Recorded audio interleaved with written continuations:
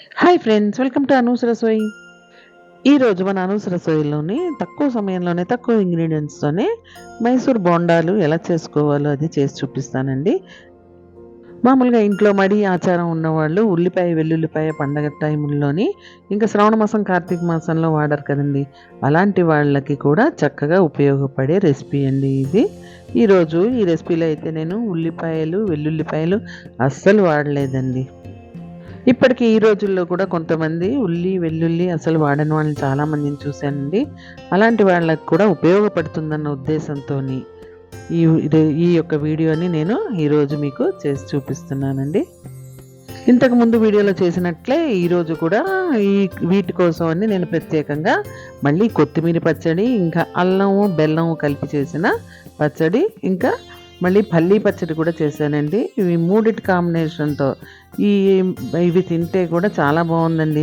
ఈ చలికాలంలో వేడివేడిగా చేసుకుని ఈవినింగ్ స్నాక్స్ లాగా తింటే చాలా టేస్ట్గా ఉంటుంది. ఇంకా రెసిపీలోకి వెళ్ళిపోదామండి. కొంచెం పెద్ద సైజు బౌల్ తీసుకున్నాను. 1 కప్పు నిండా మైదా పిండి, అది కూడా జల్లించింది తీసుకున్నానండి. 1కి 1 కొల అనమాట. అదే కప్పు నిండా చిక్కటి పెరుగు కూడా ఇందులో ఇప్పుడు వేసేసుకుంటామండి. అయితే ఈ పెరుగు పుల్లగా ఉండాలని ఏం లేదండి. దాని తర్వాత దీనికోసం కట్ చేసి పెట్టుకున్న పచ్చిమిరపకాయలు, కరివేపాకు, కొత్తిమీర, ఈ 3 కూడా ఒకదాని తర్వాత ఒకటి వేసేయండి. అల్లం అయితే సన్నగా తురుముకున్నది కూడా ఇందులో వేసి కలిపేసుకోవాలి. ఎక్కువ స్పైసీ కావాలనుకున్న వాళ్ళు పచ్చిమిరపకాయలు ఇంకొక 2-3 సన్నగా కట్ చేసి వేసుకోవచ్చండి.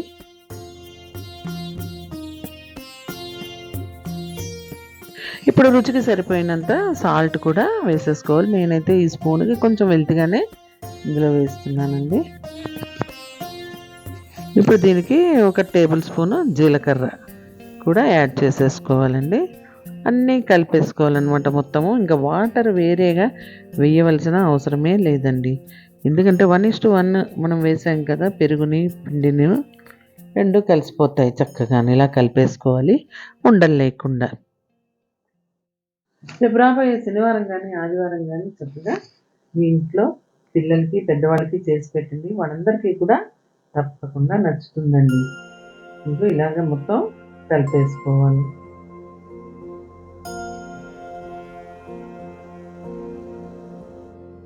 అంతా కలిపేసాక గంట సేపు నానాలి, 2 గంటల సేపు నానాల్సిన అవసరం ఏమీ లేదండి.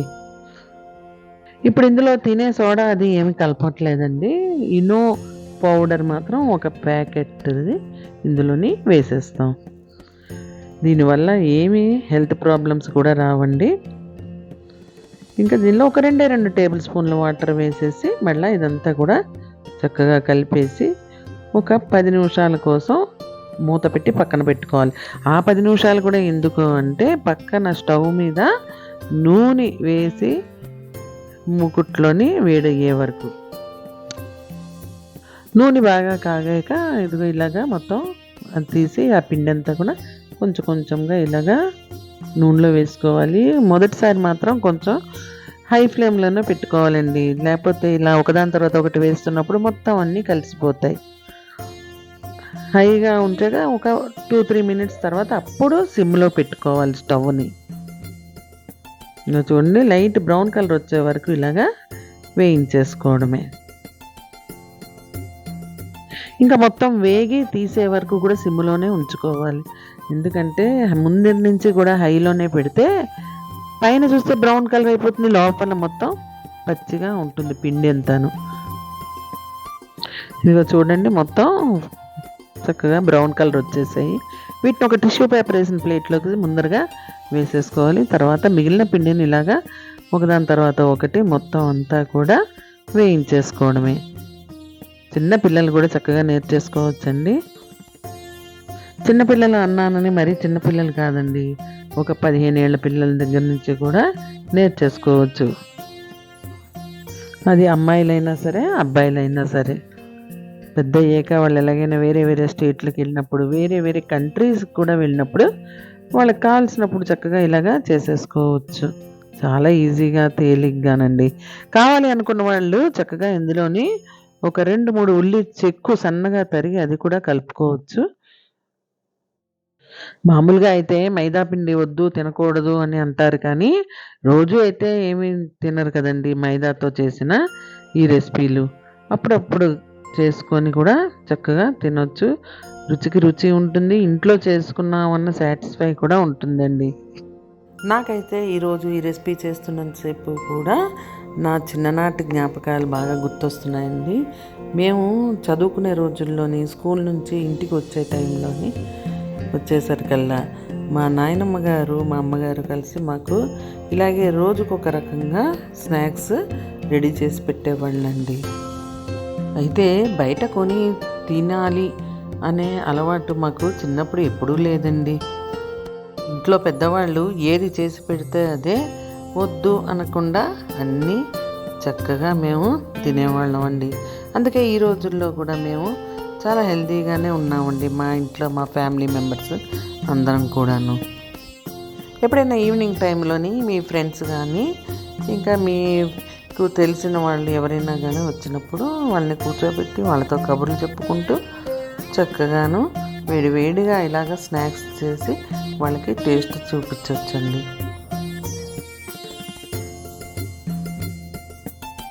మీకు నచ్చిందా అండి? ఇంకేంటండి ఆలస్యం? రేపు రాబోయే శని ఆదివారాల్లో ఒకరోజు తప్పకుండా స్నాక్గా ఈ ఐటెం చేసి ఎలా వచ్చిందో నాకు కామెంట్ రూపంలో తప్పకుండా తెలియచేయండి. అయితే ఎప్పుడైనా సరే ఇలాగ ఆయిల్ ఐటమ్స్ చేసినప్పుడు మాత్రం వీటిని డైరెక్ట్గా ప్లేట్లో కన్నా ఒక టిష్యూ పేపర్ వేసిన ప్లేట్లోకి తీసేసి తర్వాత వాటిని మనకి కావలసిన సర్వింగ్ బౌల్లోకి షిఫ్ట్ చేసుకోవచ్చండి.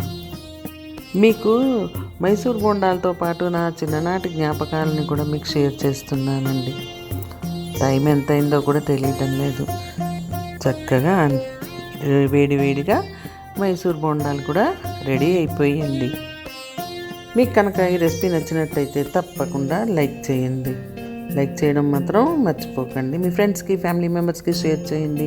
ఎలా ఉందో కామెంట్ రూపంలో తెలియచేయండి. మొదటిసారిగా అనూస్ రసోయి ఛానల్ని చూస్తున్న వాళ్ళు తప్పకుండా సబ్స్క్రైబ్ చేసుకోండి. ఇంకొక మంచి హెల్తీ రెసిపీతో మళ్ళీ మీ ముందుంటానండి.